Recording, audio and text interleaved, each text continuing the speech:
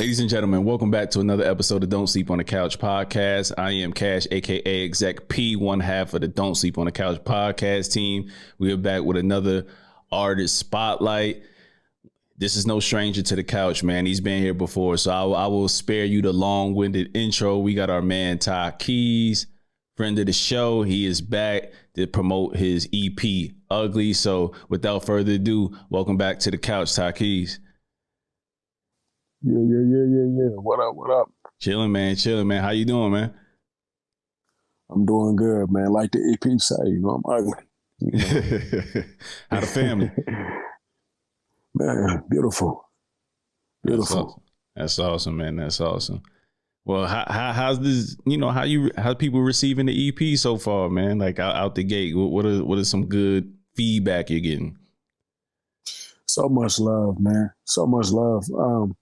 A lot, like I conceptualize my projects a lot. So like I be so deep in my bag when I make a project and be doing such a lot of abstract, weird shit sometimes. So I'll be a little afraid of how people will receive it or how they'll perceive it. But a lot of people were spot on. It was like, man, like it sound like, some black gangster mafia, like Black Sopranos. I'm getting on them vibe. And I'm like, great. That's all I wanted. I wanted you to understand what that was. So people are grasping it and they liking it a lot. Even with me like experimenting, because I don't really like get on trap beats like that, especially like the newer ones. So like songs like, Habitat, stuff like that, like they gravitating towards that stuff and it doesn't sound forced to them. So they rocking with it. I talk like this because I don't get fucking up. 5'9" Kobe. Look, having my way until I be having things. Having my way until I be having things. Having my way until I be having things. Habitat for 100 mil, named man friend, nigga behind the night. Having my way until I be having things. Having my way until I be having things. Having my way until I be having things. Habitat for 100 mil, named man friend, nigga behind the night. Big time business, lineman shovel for the witness. Dope as fuck on a nigga like I'm whipping Whitney. Be a cold ass summer killer kids. Got it ugly with it and told these niggas chill. Now they wanna have discussion. For sure. So before we really get into the questions and the Q&A, and I know we're familiar with each other, but just for the people who are not familiar with you, where are you from? How'd you get your start? Just let them know what you've been doing. Yeah, man. Shit, I'm Takeez, man. I'm out of Oklahoma. You know what I'm saying? The armpit of the earth, and BFE, whatever you want to call it, middle of nowhere. Courage the Cowardly Dog, looking ass state. That's where I come from. But it's mine. It's home. I love it. But we got spitters here, and I'm one of those. Man, I actually started as a singer. I was a singer first, and then I got baited into rapping. Battle rapping niggas on the courtyard at school, tearing their ass up. And my partner was like, do a mixtape. And I was like, nah, I'm good. And he was like, well, if you don't do a mixtape with me, I'm going to go do a mixtape with the other homie. And the other homie that, I was kind of jealous. I was like, man, fuck him. I rap better than him. And he was like, well, make the EP then, nigga. So I did it. And rest is history, man. I've been rapping ever since. So, yeah, so that's a little bit about you, man. So with this EP, man, just break down before we kind of get into the songs and things of that nature. Ugly, the cover of the project, man. Like, can you break that down for people, what that means for those who are not familiar? If you're familiar with the story of John Gotti and his demise, he was flashy, dangerous, witty, very smart. But his demise was based on kind of being too, how can I put it? I guess too loyal. You know what I'm saying? His guys brought him down. But, of course he got caught on the wire. But if you look at it with, Sammy Gravano and all the shit that would happen with Sammy the Bull, his demise, and it was just ugly. And when you look at a lot of the demise of a lot of Cosa Nostra and the mafia, the mob, the American mob, period. You know, this thing of ours, you look at it, you say, man, that's an ugly ass story. All that shit ugly. But I'm a huge mafia and mob fan. Like, I love the way they move. I love the way they, I love the structure, the organization, criminally, and, you know, just the way they move, period, as far as the morals when it came to family and togetherness and loyalty.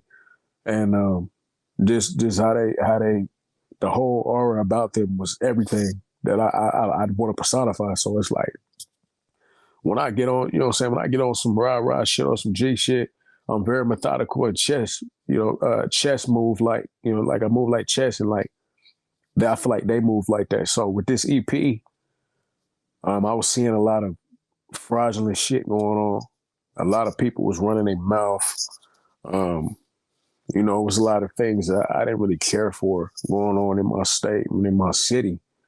And I changed my ways in my life. And you know what I'm saying? Like, I wasn't deep off in the streets or off the porch, but I had ties and I was doing things back in the Gap, and I changed my life, became a family man. A lot of niggas thought I was soft.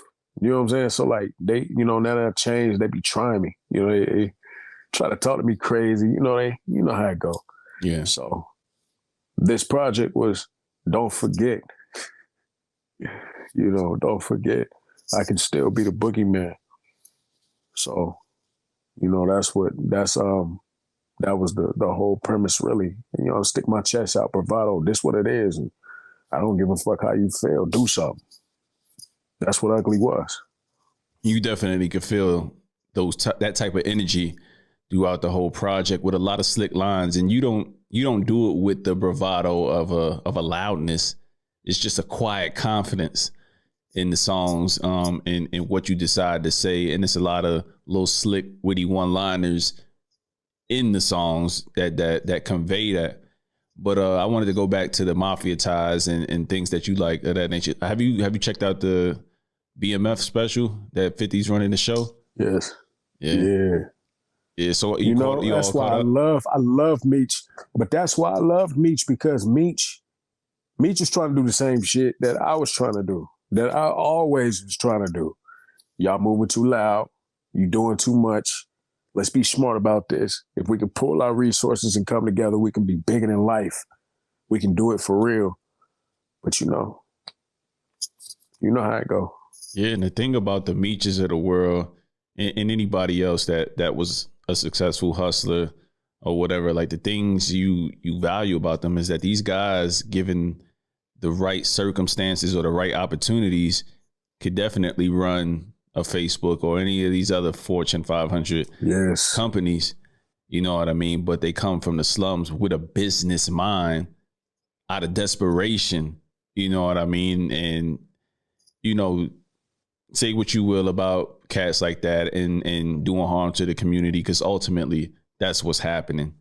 You know, but for sure. People don't understand it's out of a sense of desperation and not wanting to be in those slums and not wanting to be in those conditions. You know what I mean? And you'll do it and get it by any means necessary. It's a desperate detriment. For sure. You know, For sure. it's a catch-22 both ways, both sides. But I love that show. BMF is tight. You know what I'm saying? I can't wait till the next episode. So 50 doing his thing. Yeah, he is. He definitely doing his thing, and it looks like he's gonna have a show running for at least the entire year. Something on Stars. You know what I mean? That's ABC. That's something to look forward to. Yeah, he had that other one with the cat that was locked up. I think they're switching networks on that, but that's coming for life. I think that's the name of it. Or whatever. So I think they're switching networks, but that's gonna roll and come back out next summer or so. So yeah, shout out to 50, man. He's bringing a lot of our hood legends to life, so to speak, on the silver screen. I need him to do a Bumpy Johnson movie. I've been screaming for a Bumpy Johnson. Don't get me wrong, I love Godfather of Harlem. I've watched Godfather of Harlem. I think it's great, but we need a Bumpy Johnson movie. That'd be dope. Yeah, they just we need a went, black Godfather. They just went out of nowhere. Like the show was on and then it just abruptly stopped in the middle. That show didn't do as well as it needed to because it was on Epics. True. If that shit would have been on Hulu I can't see. or Netflix. Hey, Takeez, I can't see. There you go. Boom. There you go. My bad. Yep. If that show would have been on Hulu or Netflix, out of here. Yeah, for sure. Out of here. Number one show everywhere. The acting, the cinematography, and it was all on point. It was all amazing. on point. So I hope hopefully it lands somewhere else because you and me both enjoyed it. You know what I mean? But I definitely think I don't think Netflix is stupid. I think they're gonna try to buy it. They should because that's definitely again, it's a lot of black mafia, quote unquote, stories out there that we don't even know about. Just even in your city in Tulsa, not necessarily on the mafia side, but just things that have happened. You've seen it in different shows, you know what I mean? Mm-hmm. But something to tie it all together, you know what I mean, for the people, you know what I mean? So I think that would be dope as well. Shout outs to Fire in Little Africa. I haven't watched that yet. I might have to check that out. You didn't hear about the project? Nah. Fire in Little Africa? Nah. They signed with Motown and they did a whole album about Black Wall Street. Album. Okay, music. Yeah. Definitely. You have to shoot me that link. Yes, there's a group called Fire in Little Africa. They're signed to Motown. Yeah, I ain't two of the cats is from my city in Lawton. Dope. That's dope. Yeah, I'll definitely gonna look that up, check that out. I'm gonna send that to you. But yeah. For sure. So back to the EP, man. I mean, you can't really ask an artist what their favorite tracks are on these projects, but what's your early feeling on something that you enjoyed that the people are enjoying as well? Habitat. It's fun to listen to. Absolutely is. And it's something a little different from what you've been doing, man. Like, so what made you hop in? It sounds current, got a bounce to it. Sounds like you having fun. It's not the serious Takeez. So what led you to make that track? That's funny you said it's not the serious me, because boy, I was serious as a heart attack on that song. But I get what you're saying though. Like it's a little bit more fun than what I normally give. Man, I got a homeboy. 59 Cobain is like an amazing producer, but he's also an amazing rapper. And, he do a lot of the auto-tune stuff. He makes a lot of the Norse sound. And I just wasn't afraid to start collabing and getting around cats like that. I used to hate it. I used to be like, man, get away from me. I don't want to talk to you. But I've embraced it over the past 5-6 years. I've been like, I love Lil Uzi Vert. I love XXXTentacion. I love Juice WRLD. I love Lil Yachty. I love all them cats now. I hated them in the beginning because they grew as artists and they got better. So like, when you're looking at that sound, it's not quote unquote me. You know what I'm saying? When you listen to all my old shit and what I've been doing, it's like, okay, I don't really fit in your spectrum. But I wanted to show people I can do that too. Like I can make songs like that. And that's more of a direction. No. I was saying that's more of a direction that I'll probably head for real. Yeah, because most rappers who can actually rap that sound is easy for them. Mm-hmm. And it's actually easy to get on these songs. Like Jada comes to mind. He's been doing Southern trappy sound, whenever he got a chance to in his heyday, you know what I mean? And he did it flawlessly. Fab is another one. I'm just thinking of Wayne is the king. Wayne is the king. Yeah. But get on that and kill. Yeah. Wayne to get on anything. Yeah, man. But yeah, the Habitat, man, is really dope from an aspect of like, I like to see artists like yourself just, just dip your toe in there. So when you get a show to perform, you know what I mean? You want to have the different levels where people are gonna, bop with you. You know what I'm saying? In particular, women, kids. You know, That's people what I who was just buy gonna records. say. That's what I was just gonna say, man. I was looking at my demographics the other day, man, and my women listenership, women listenership is up like 15%. Because, you know what I'm saying? Well, I mean, I did just drop a video too. And they tend to like that video, and my wife gonna kill their ass. But you know what I'm saying? Like, I don't know how fun that song gets to listen to. Like, my son loves that song. He picked that song. You know what I'm saying? He's daddy every day, having my way, daddy, play having my way. This is before the song. They be knowing, man. They be knowing. Yeah, so it was just like, okay, son, this is it. Like, you like this? Then my daughter heard it and was like, Daddy, that is a really good song. You know, she's 7 years old, so she know, and she love music. She sings, she rap, and she like, Daddy, that's a real good song. So I'm like, okay. Got to trust the kids, man, and got to go with what the people they be saying. Knowing. Sometimes it ain't about you. Knowing. You put the music out, you put it together. How the people receive it is how they receive it. They dictate the singles. They dictate where you should go with it. So I think that should be your next video. But before we go to your next video, let's go with the current video you have out for Other Side.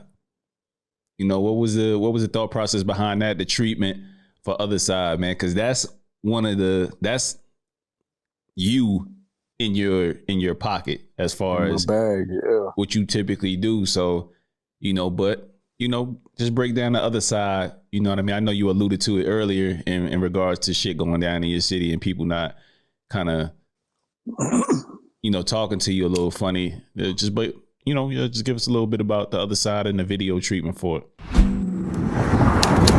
Don't fucking play with me. Let's not do that. And he know.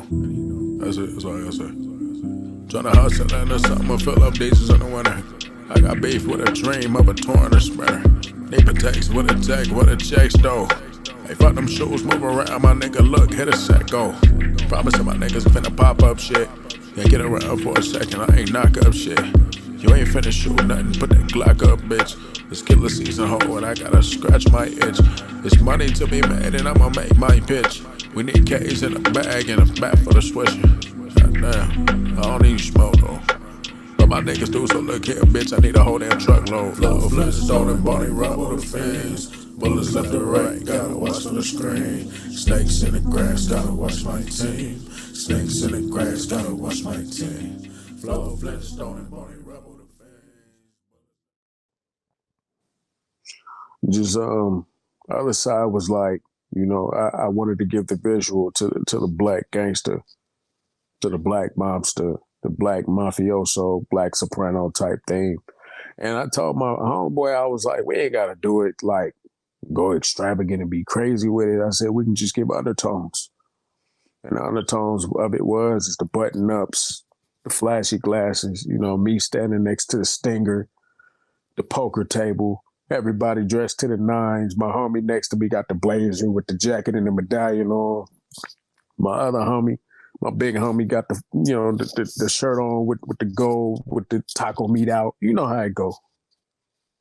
Yeah. You know, just, you know, show a couple things like, you know, this you know, this how shit moving. You know what I'm saying? And like, you know, I don't want nobody to get confused and think like, oh, I'm some big ass fucking boss or some shit. Like I'm a mafia boss or something. It's a thing of like, I love the way they move.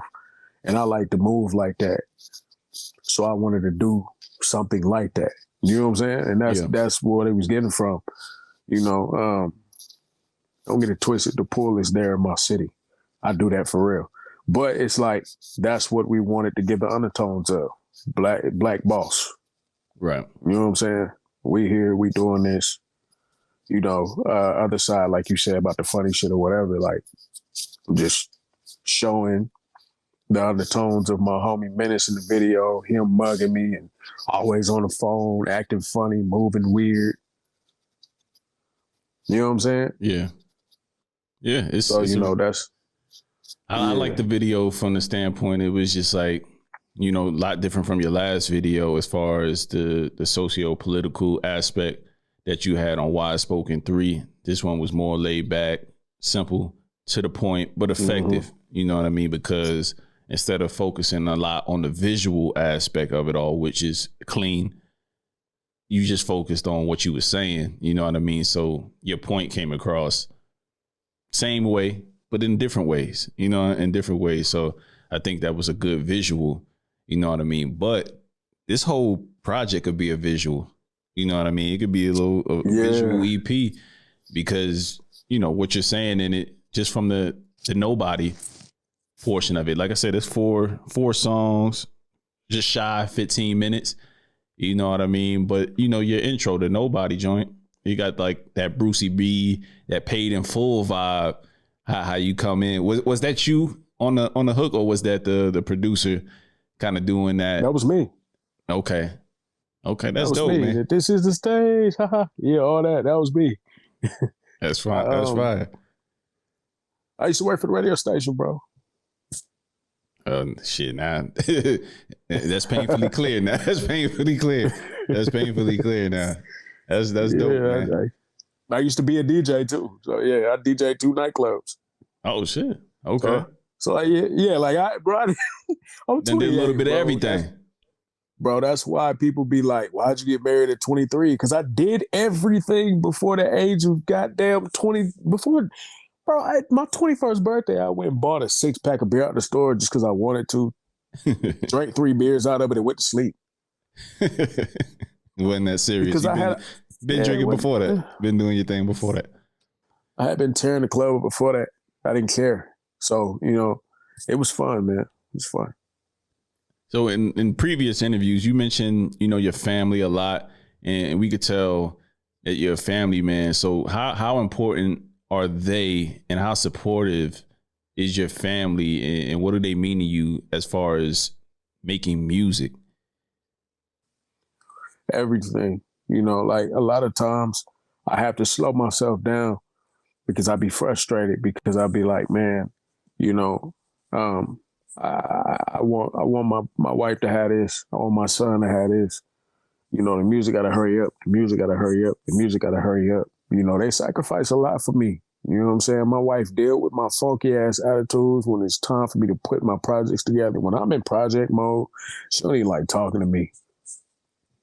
You know what I'm saying? Because I be so serious and so intricate, and this got to be here, this got to be that. A lot of people don't know I do all this shit myself. I book, you know, I do everything myself. I set up all the mastering. I do all the mixing. I made 80% of the beats on the EP. I set up all my publishing. I upload and distribute all my songs and put all the lyrics and all that. I do all that stuff. You know what I'm saying? I do everything. So it's like when you know what I'm saying? When you're doing it like that, you know, your family's going to sacrifice, and that, you know, they're going to miss you a little bit. So they mean everything to me, man. And they of course, you know, it's cliche to say they're my biggest motivation, because I got to get him everything. And I think this is my way out. This is my ticket. So I be frustrated sometimes, but I be having to like slow down and just breathe and keep going. Yeah, I can identify with that. I mean, as much time and sacrifice as we put into this podcast, man, it takes a lot of preparation. You don't listen to music the same. You know what I mean? You listen to music with more of an intentional focus, and it's not for fun. It's not for leisure. Like, you love what you do, you know, as far as helping other cats, you know, get their voice out there, or just being a part of their journey. But it just it takes time. It takes time. It takes time to grind. We feel like we look great. We feel like we present ourselves well. You know what I mean? We with no funny shit. No, you know what I mean? Like we very professional. Bro, in terms of people. Y'all look great, man. But y'all you know, look great. But like you said, at times I feel like, it gotta happen. Like, all this money I done put into this, you know, the arguments. Oh, you have another podcast, you have this, you have another interview. How many interviews? You know what I mean? And, you know, sometimes, you know, your old lady or your family just don't understand, or, you know, telling the kids to be quiet, or you focus because you're making your notes, or you're doing whatever you need to do. You're always in your phone, and They like, what you? I'm like, man, you think I'm sitting here bullshitting on my phone and I'm not? You know what I'm saying? Like I didn't just text. I just sent 7 emails. You know what I'm saying? 7 emails. I made an album cover. I did this. Yeah, I set up this promo. I'm talking to this artist. I made a track listed. It's not for play when I'm on the phone. Man, you know, because it's almost like you got to balance it. It's like every free moment I got, I'll be playing video games, listening to beats, writing songs. If I'm not doing that, if I'm cooking dinner, bro, I got my phone propped up on a pot watching a tutorial video. You see what I'm saying? Like that's what I'm doing for everything, because everything for the podcast we do with Present I do. You know what I mean? From the merch to reaching out to artists to how this damn thing looks, putting this together. Everything, you know, is a lot. You know what I mean? And sometimes you do got to give yourself that woosah moment to just play a video game, watch a damn movie with your kids. You know what I mean? Because by the time you look up, it's been 2 weeks, and you had so much going on in that 2 weeks. You haven't even spent no quality time. You haven't taken your wife out in 2-3 weeks because you so focused on the business that may be bringing you some lucrative returns, but it ain't how you want it. And that's just from my personal standpoint. So I can identify with it's a lot, the man. family life. Bro, have you ever been in that moment where you like, you know what I'm saying? Where my wife, man, she'll say something slick, you know, like, oh, you got this going on, blah, blah, blah. And then the money get low and the deposit come in from the music, and you just like, oh yeah. Oh yeah. Oh yeah. Oh yeah. It was a lot of equipment came in right the other day. Or maybe a month or two ago, I had ordered some shit that it didn't look like no cheap shit that came in the mail, you know, because I'm kind of falling back in love with just music and mixing and trying to get into production and just taking my time with it. So a lot of stuff came in the mail, and she was like, that